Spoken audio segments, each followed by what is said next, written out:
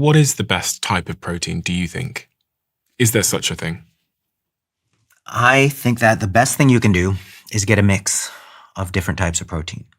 It is true that gram for gram, generally speaking, animal proteins are more, in quotes, anabolic than plant proteins, meaning that they stimulate a greater growth response Of muscle? at the muscle level. So they stimulate muscle protein synthesis more potently than plant proteins.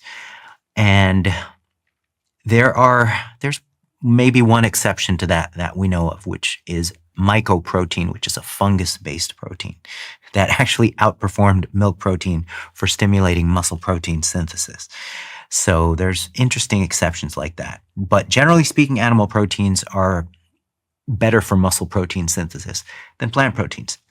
Now, with that said, Stephen, once you consume a certain amount of total daily protein, then it doesn't appear to matter how much of your protein is animal-based versus how much your protein is plant-based if we're looking at things like muscle size and strength gain, because this has been actually compared in controlled interventions where vegan group has been compared with an omnivore group, and total daily protein was optimized at 1.6 grams per kilogram of body weight per day, or 0.7 grams per pound in both groups.